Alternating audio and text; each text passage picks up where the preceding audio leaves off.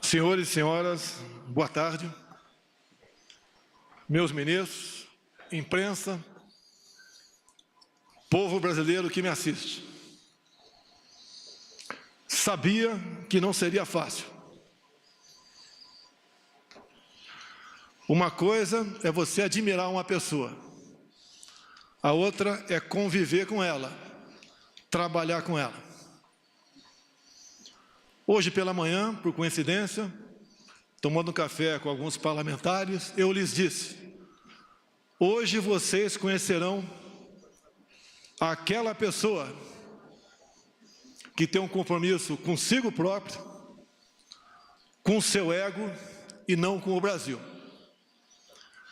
O que eu tenho ao meu lado, e sempre tive, foi o povo brasileiro.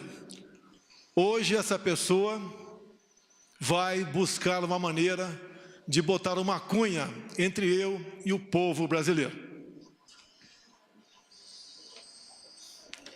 Isso aconteceu há poucas horas. Um breve histórico. Todos nós conhecemos o senhor Sérgio Moro, das suas decisões lá da Vara Federal de Curitiba.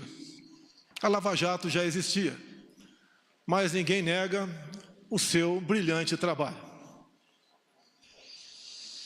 Eu, pessoalmente, tive o primeiro contato com o senhor Sérgio Moro no dia 30 de março de 2017, no aeroporto de Brasília, onde ele estava parado numa lanchonete, e eu fui cumprimentar.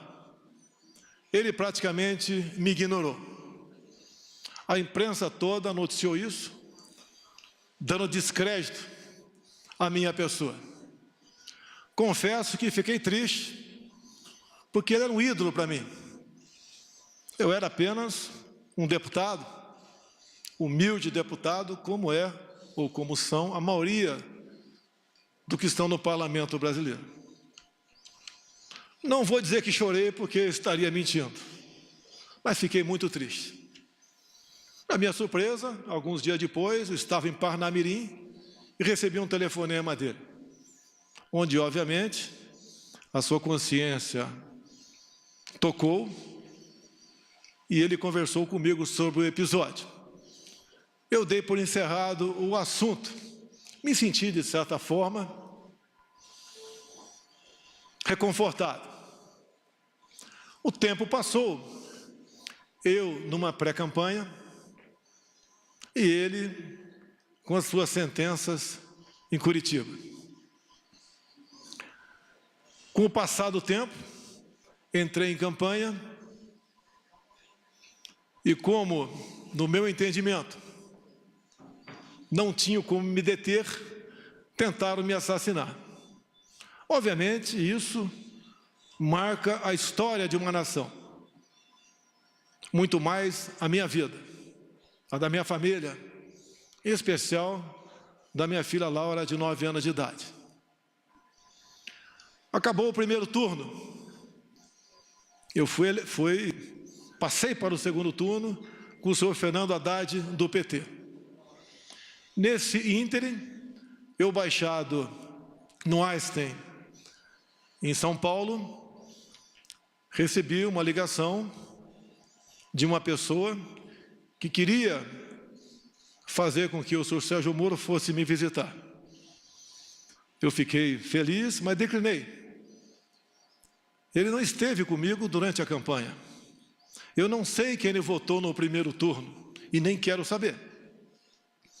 O voto é sagrado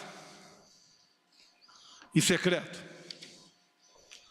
Mas eu exatamente evitei conversar com ele naquele momento, entre o primeiro e o segundo turno, porque com toda certeza essa visita se tornaria pública e eu não queria aproveitar do prestígio dele para conseguir a vitória no segundo turno. Após, então, a nossa vitória, a vitória da democracia, da liberdade, das eleições livres, eu recebi o senhor Sérgio Moro na minha casa, na Barra da Tijuca. presente, ao meu lado, o senhor Paulo Guedes, o homem que já havia escolhido para ser ministro da Economia. E ali traçamos alguma coisa de como ele seria tratado caso aceitasse o nosso convite para ser ministro da Justiça. Obviamente, repito, ele não participou da minha campanha. Acertamos, como fiz com todos os ministros, vai ter autonomia no seu ministério. Autonomia não é sinal de soberania. A todos os ministros, e a ele também, falei do meu poder de veto. Os cargos chaves teriam que passar pelas minhas mãos e eu daria o sinal verde ou não. Para todos os ministros foi feito dessa maneira. Mais de 90% desses cargos que passaram pelas minhas mãos, eu dei o sinal verde. Assim foi também com o senhor Valeixo, até ontem, diretor-geral da nossa honrada e gloriosa Polícia Federal. A indicação foi do senhor Sérgio Moro, apesar de a lei de 2014 dizer que a indicação para esse cargo e a nomeação é exclusiva do senhor presidente da República. Abri mão disso, porque confiava no senhor Sérgio Moro. E ele levou a sua equipe, ou trouxe a sua equipe aqui para Brasília. Todos os cargos chaves são de Curitiba, inclusive a Polícia Rodoviária Federal. Lógico, me surpreendeu. Será que os melhores quadros da PF, todos estavam em Curitiba? Mas vamos confiar. Vamos dar um crédito. E assim, nós começamos a trabalhar. O senhor da imprensa bem sabe que eu não conto com a isenção, na maioria das vezes, por parte de vocês, nas matérias publicadas. Desde o começo, já se começou a falar que eu estava dificultando operações de combate à corrupção. Porque as operações, com muito menos intensidade, apareciam. Mas é óbvio que isso ia acontecer. Se as nossas indicações para ministérios, bancos oficiais e estatais não passavam por indicações partidárias, está na cara que a fonte da corrupção não era tão abundante quanto antigamente. Isso começou a bater sobre mim, como se eu tivesse contrário à Lava Jato. Isso não é verdade. As grandes operações da PF no passado foram em cima de estatais ou de empreiteiros que faziam obras e arrancavam recursos via bancos oficiais, em especial o BNDES. Nós botamos um ponto final nisso. Isso foi muito caro para mim. Poderosos se levantaram contra mim. E é uma realidade. É uma verdade. Eu estou lutando contra um sistema, contra o establishment. Coisas que aconteciam no Brasil, praticamente não acontecem mais. E me desculpe a modéstia, em grande parte, pela minha coragem de indicar um time de ministros comprometido com o futuro do Brasil. Continua não sendo fácil, mas pode ter certeza, hoje em dia, eu conto com muitos parlamentares dentro do Congresso Nacional que já comungam dessa tese, de vários partidos, exceto da extrema esquerda, porque o que eles querem, no final das contas, é roubar a nossa liberdade. No que depender de mim, não medirei esforços para que isso não aconteça.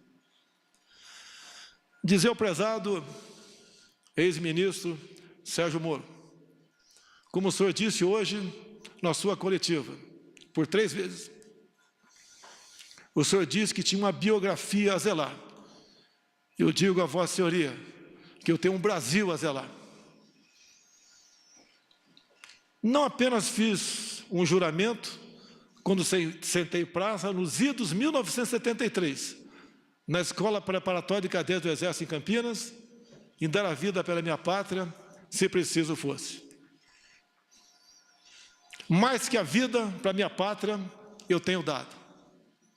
Eu tenho dado o desconforto da minha família, as acusações mais torpes possíveis, não só contra a minha família, bem como aqueles que estão ao meu lado.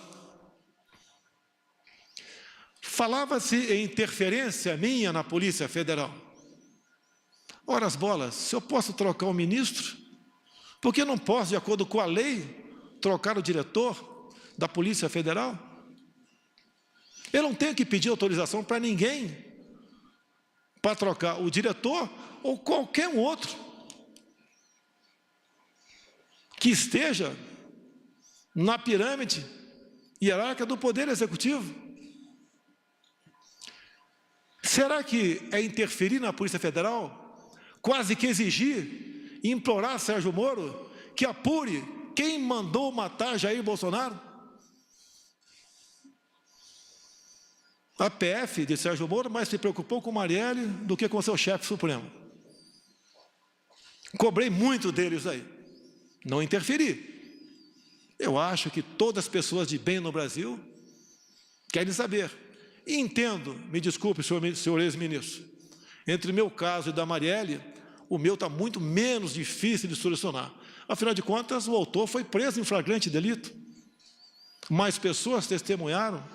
Telefones foram apreendidos, 3 renomados advogados, em menos de 24 horas, estavam lá para defender o assassino. Isso é interferir na Polícia Federal? Será que pedir à Polícia Federal, quase que implorar, via ministro, para que fosse apurado o caso Marielle, no caso Porteiro, da minha casa 58, na Avenida Lúcio Costa, 3100? Quase que por acaso descobrimos, se não eu pedir para o meu filho ir na portaria e filmar a secretária eletrônica. Talvez até hoje ficasse a dúvida para todos que eu poderia estar envolvido nisso. Isso foi numa quarta-feira de março de 2018, onde entre a ligação do porteiro para a minha casa e as minhas digitais nos painéis de presença da Câmara, tinha um espaço de menos de 1 hora, eu não estava lá.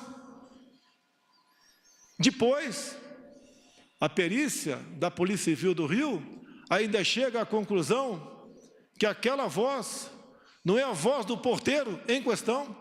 Será que é interferir na Polícia Federal, exigir uma investigação sobre esse porteiro? O que aconteceu com ele? Ele foi subornado? Ele foi ameaçado? Ele não sofre ele sofre das faculdades mentais? O que aconteceu para ele falar com tanta propriedade um fato que, segundo ele, existiu há praticamente 1 ano atrás? É exigir da Polícia Federal muito, via seu ministro, para que esse porteiro fosse investigado, com todo respeito a todas as vidas do Brasil. Acredito que a vida do Presidente da República tem um significado, que afinal de contas é o chefe de Estado. Isso é interferir na Polícia Federal? Cobrar isso da sua Polícia Federal? Confesso que, ao longo do tempo, como bem vos lhes disse, uma coisa é ter uma imagem e conhecer uma pessoa, a outra é conviver com ela.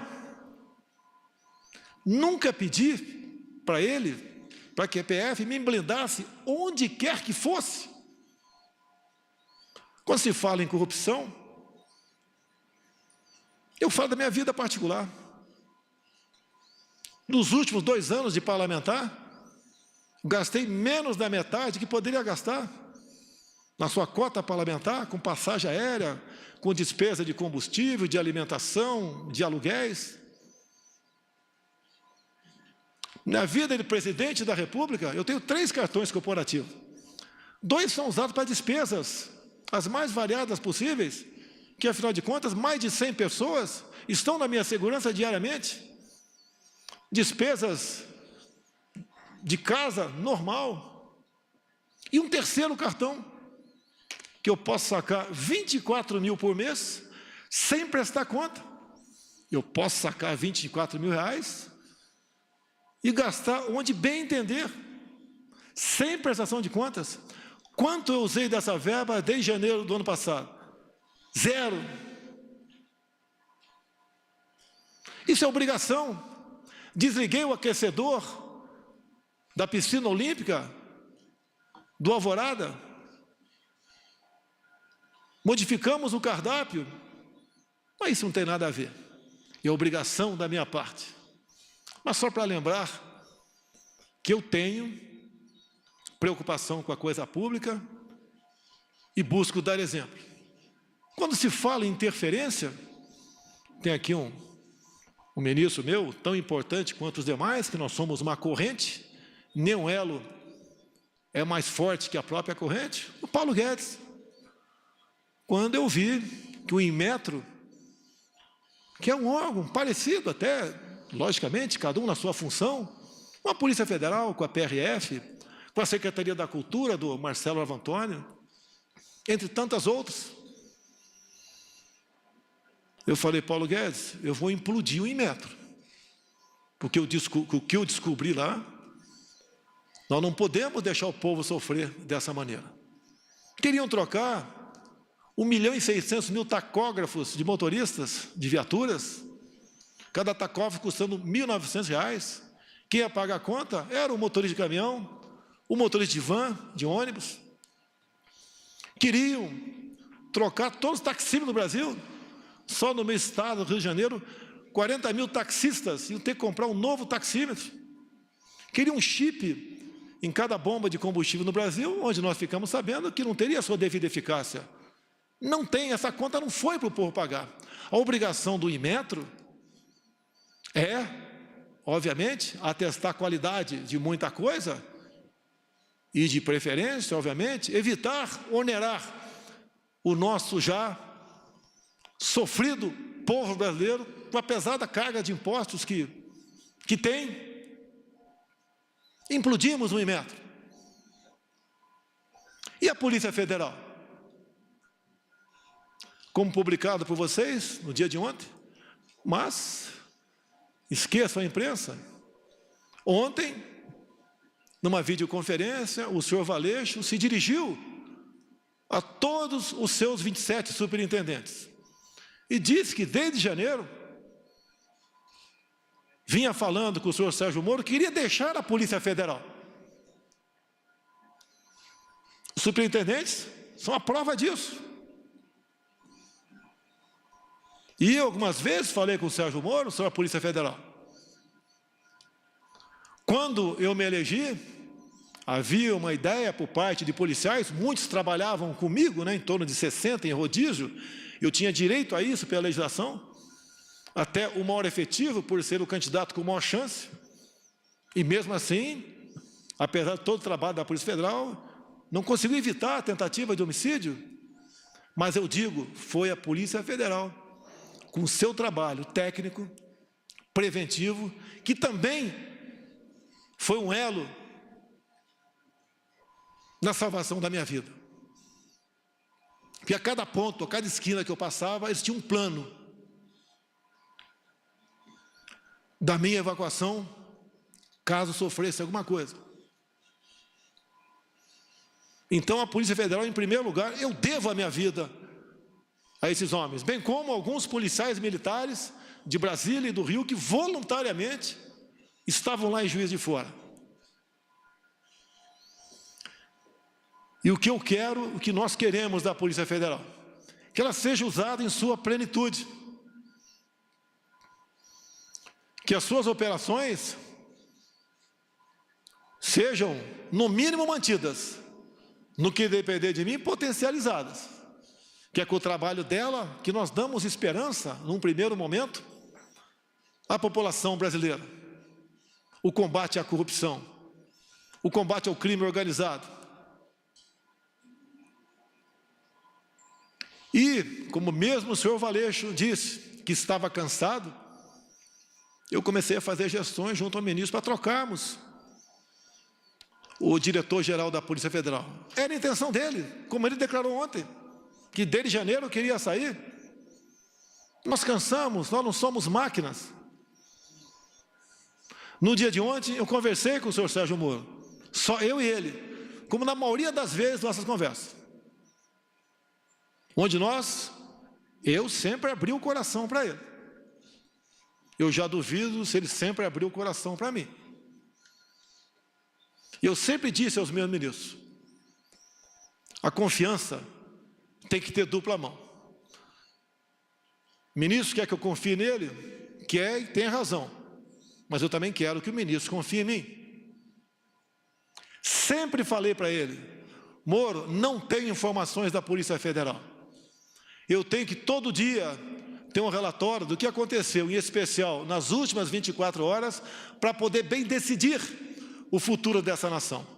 Eu nunca pedi para ele o andamento de qualquer processo. Até porque a inteligência, com ele, perdeu espaço na justiça. Quase que implorando informações. E assim, eu sempre cobrei informações dos demais órgãos de inteligência oficiais do governo, como a ABIN, que tem à frente um delegado da Polícia Federal. Uma pessoa que eu conheci durante a minha campanha e tem um nome e é respeitado pelos seus companheiros. E conversando ontem com o Moro, entre muitas coisas, até que chegou na questão Valeixo. Eu falei, está na hora de botar um ponto final nisso. Ele está cansado, está fazendo como pode o seu trabalho. Pessoalmente, não tenho nada contra ele. Conversei poucas vezes com ele durante 1 ano e 4 meses. Sim, poucas vezes, mas conversei com ele. E a maioria das vezes estava o Sérgio Moro do lado. Então, eu falei que amanhã, dia de hoje, o Diário Oficial da União publicaria a exoneração do senhor Valeixo. E, pelo que tudo indicava, a exoneração a pedido. Bem, ele relutou, o senhor Sérgio Moro, e falou, mas o nome tem que ser o meu. Falei, vamos conversar. Por que tem que ser o seu e não o meu? Ou então vamos pegar, já que não tem interferência política, técnica ou humana, pegar os que têm condições e fazer um sorteio. Por que tem que ser o dele e não possivelmente o meu, ou um de consenso entre nós dois?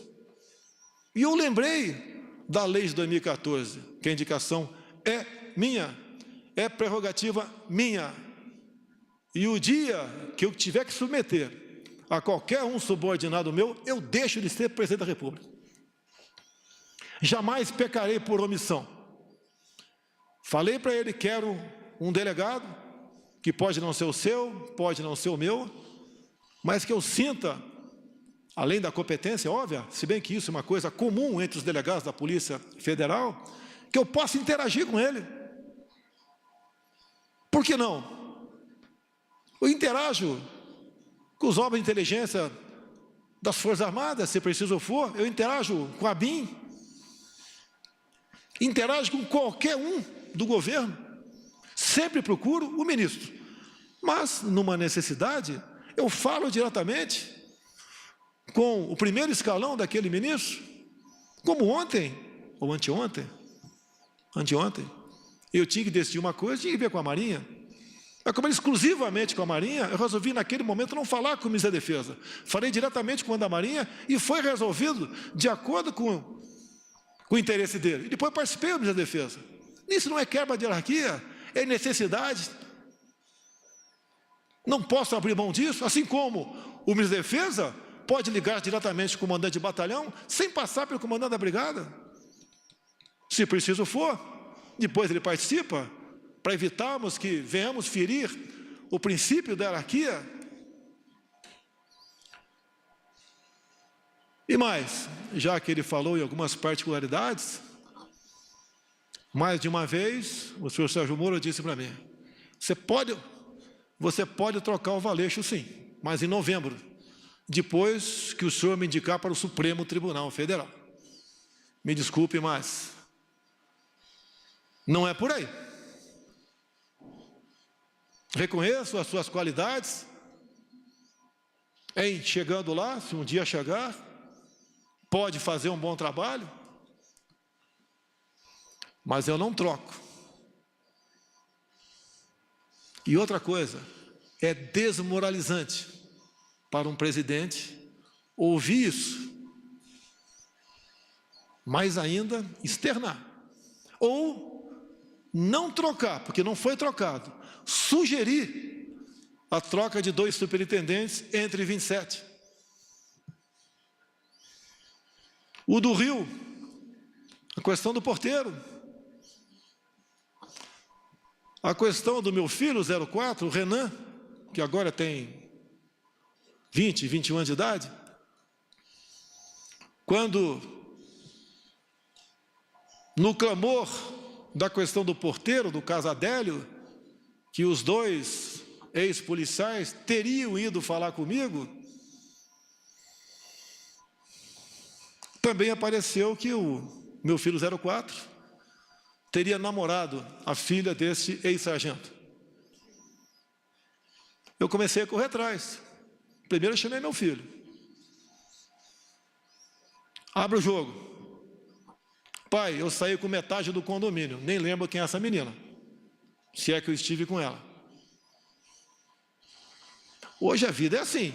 A intenção de dizer que o meu filho namorava a filha do ex-sargento era que nós tínhamos um relacionamento familiar. Eu não me lembro dele. Pode ser até que tenha tirado foto com ele. Durante pré-campanha e campanha era comum eu tirar em média 500 fotografias por dia, porque essa era a minha imprensa. E daí eu fiz um pedido para a Polícia Federal, quase com, por favor, chegue em Mossoró e interrogue o ex-sargento. Foram lá, a PF fez o seu trabalho, interrogou, e está comigo a cópia do interrogatório, onde ele diz simplesmente o seguinte: a minha filha nunca namorou a filha do presidente Jair Bolsonaro, que a minha filha sempre morou nos Estados Unidos. Mas eu aqui tenho que correr atrás disso? Ou é um ministro, ou é uma Polícia Federal que tem que se interessar? Não é para me blindar, porque eu não estou em curso em nenhum crime. A mídia, outras instituições já me botaram de cabeça para baixo, chacoalharam tudo. Levantaram até que com 5 anos de idade, revista Época, eu chamava uma mulher de gorda em Eldorado Paulista. Descobriram, eu nem sabia, que a avó da minha esposa já foi presa por 3 anos por tráfico de drogas. Confesso que não sabia. E se eu soubesse, teria casado com a senhora Michele assim mesmo. Fiquei sabendo, através de vocês também, que a mãe da senhora Michele cometeu um crime de falsidade ideológica. Na sua inocência, em vez de fazer uma cirurgia plástica para ficar mais jovem, né, mais bonita, ela resolveu fazer uma cirurgia na certidão de nascimento, diminuindo 10 anos a sua idade. Esse foi o crime dela. Se coloca em público isso daí, para escrotizar, para dizer que ela não tem caráter. O caso Queiroz, eu conheço o Queiroz desde 1984, no 8º grupo de campanha paraquedista, foi para a Polícia Militar, depois de um tempo, fizemos amizade, veio trabalhar comigo, com meu filho. O que porventura ele faz, ele responde pelos seus atos. Não foi por uma, foi por 2 vezes que o Queiroz teve dívida comigo. Me pagou com cheques. E não veio para minha conta esse cheque, porque eu simplesmente deixei no Rio de Janeiro. Não estaria na minha conta. E não foram 24 mil reais, foi 40 mil reais. Desde o primeiro momento. Não é uma pessoa, porventura, faz algo de errado, está do nosso lado. Você tem que ser responsabilizado. E o tempo todo ser cobrado por isso.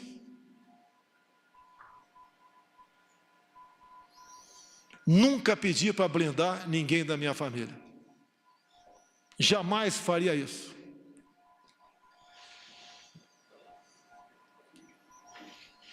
Agora, eu lamento que aquela pessoa que mais tinha que defender dentro de uma legalidade não o faz. Teve um clima sim pesado com o senhor ministro, na última reunião de ministros, onde eu cobrei dele, na frente de todos os ministros, que ele tomasse uma posição sobre a prisão e algemas usada contra mulheres na praia, mulheres em praça pública, como de Araraquara, um pobre, um humilde trabalhador do comércio, no Piauí, entre tantos outros, que ele tinha que mostrar sua cara. Ele tem amparo na lei do abuso de autoridade. Essa lei, que por ser lei, não tem que ser questionada, discutida, tem que ser cumprida. Quem é contra ela, que apresente uma ADIM junto ao órgão competente, para que ele ajuize junto ao Supremo Tribunal Federal. A resposta dele foi o silêncio. Boas matérias, ele aparece, mas se omite. A minha vida, as minhas ações, muitas vezes, elas são de um arrebento, de explosão. Eu não posso admitir cercear o direito de ir e vir quem quer que seja. E a lei que fala sobre isso, no caso de pandemias, é alguém comprovadamente infectado. A decisão dessas medidas coercitivas cabem aos respectivos governadores e prefeitos. Assim decidiu o Supremo Tribunal Federal. E uma vez decidido, não cabe a mim questionar mais. Prefeitos, alguns governadores, em cima disso, estão cometendo tremendos absurdos. E o governo federal tem que se posicionar, tem que peticionar o Supremo Tribunal Federal, entrar com ações. E quem tem que fazer isso? O presidente? Ou o ministro da pasta responsável? Isso incomoda ele. É o ministro, lamentavelmente, desarmamentista, dificuldades enormes com decretos para facilitar para os CACs ou para aqueles que têm uma arma, a compra de armamento, de munição.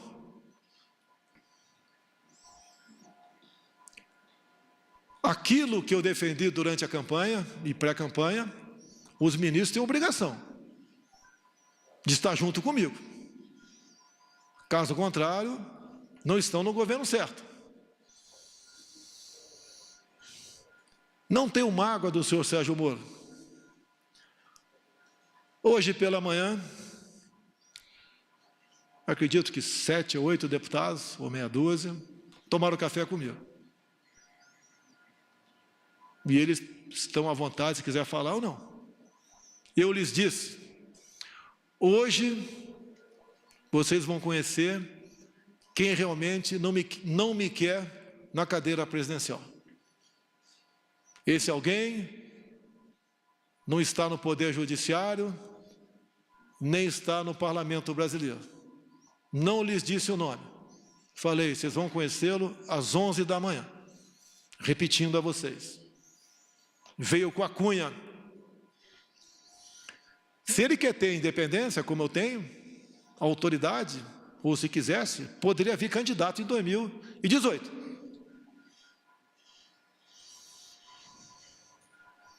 Agora,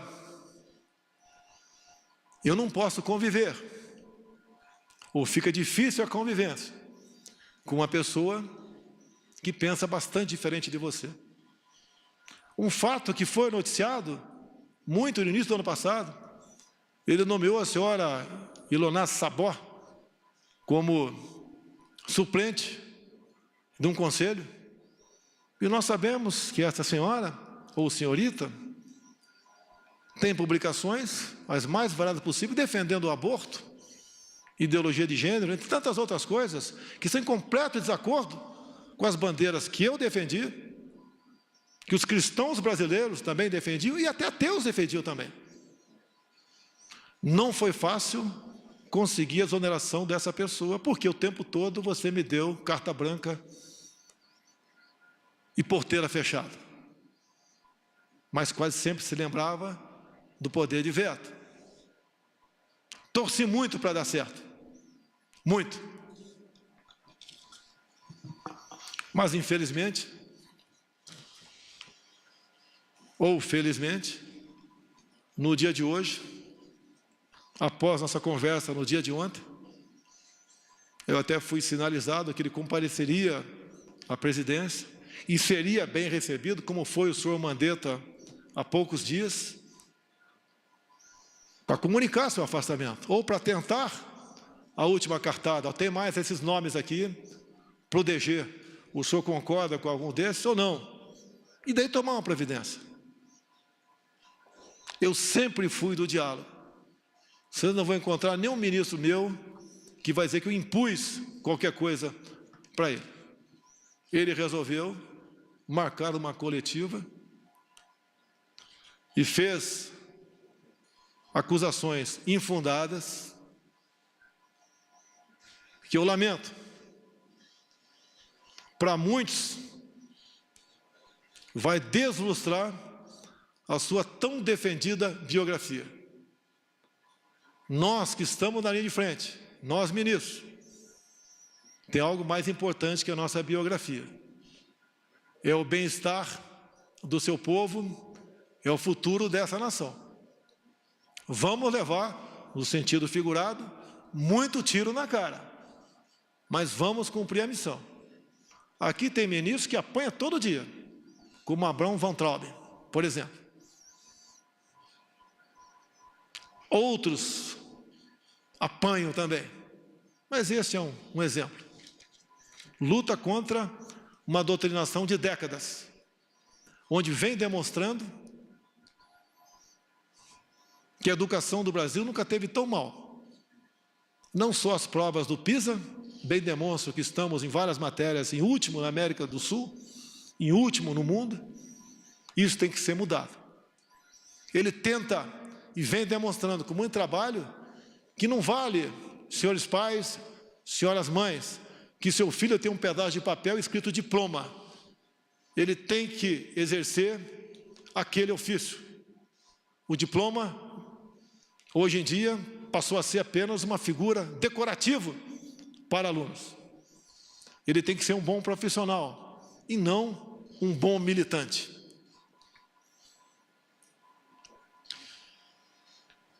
Três páginas bem curtas apenas aqui, eu vou ler e dar o encerramento a essa coletiva. Meu compromisso é com o Brasil e com a democracia.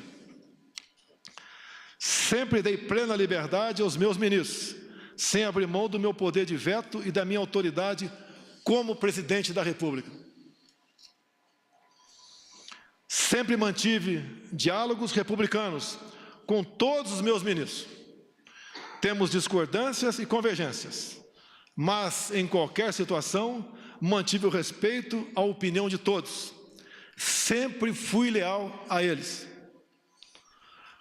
Ontem, mais uma vez, conversamos com o senhor ministro Sérgio Moro sobre a substituição na Polícia Federal.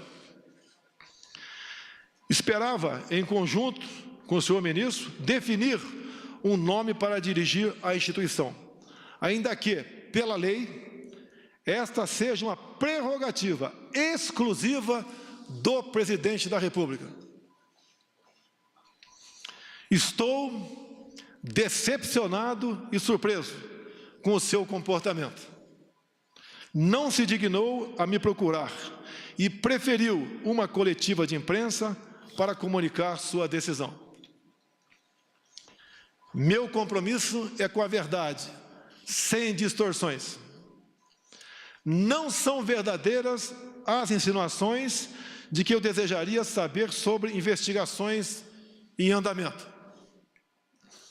Nos quase 16 meses em que esteve à frente do Ministério da Justiça, o senhor Sérgio Moro sabe que jamais lhe procurei para interferir nas investigações que estavam sendo realizadas. A não ser aquelas, não vi interferência, mas quase como uma súplica sobre o Adélio, o porteiro e meu filho 04. Sobre a exoneração do Dr. Valeixo, diretor-geral da Polícia Federal, pela Lei 13.047, de 2014, é prerrogativa do Presidente da República a nomeação e a exoneração do diretor-geral, bem como de vários outros cargos da administração direta.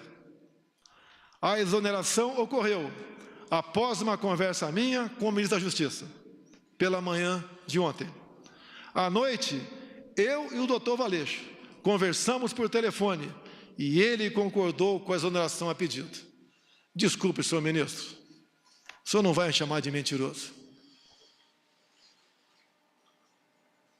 Não existe uma acusação mais grave para um homem como eu, militar, cristão e presidente da República, ser acusado disso. Essa foi a minha conversa com o doutor Valeixo. E mais ainda, não só a imprensa publicou, no dia de ontem e de hoje, bem como, entre aspas, o doutor Valeixo, em contato com a Superintendência do Brasil, comunicando que estava cansado, que desde janeiro queria sair. Então não foi uma demissão que causasse surpresa a quem quer que fosse. A PF é uma instituição de Estado. Ela deve se conduzir de acordo com a Constituição Federal e as leis do país. Não importa quem as conduza. Não abro mão disso. Não existe possibilidade de interferência na Polícia Federal. Sua própria estrutura e seus profissionais garantem a autonomia de suas investigações. Esta autonomia é inerente à instituição, independente de governos. Não posso aceitar minha autoridade confrontada por qualquer ministro. Assim como respeito a todos, espero o mesmo comportamento. Confiança é uma via de mão dupla. Continuarei fiel a todos os brasileiros. Seguirei no combate à corrupção, às organizações criminosas e no trabalho para a redução da criminalidade. O governo continua. O governo não pode perder sua autoridade por questões pessoais de alguém que se antecipa a projetos outros. Travo o bom combate. A minha preocupação é entregar o Brasil para quem vier me suceder no futuro, bem melhor do que recebi em janeiro do ano passado. Confio nos meus ministros, nos servidores públicos, que têm nos ajudado a vencer a estes obstáculos.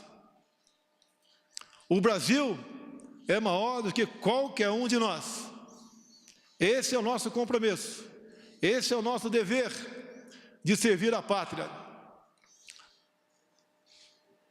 A pátria vai ter de cada um de nós o seu empenho, o seu sacrifício e, se possível, se for necessário, o teu sangue para defender a democracia e a liberdade. Meu muito obrigado a todos os senhores. Está encerrado este pronunciamento.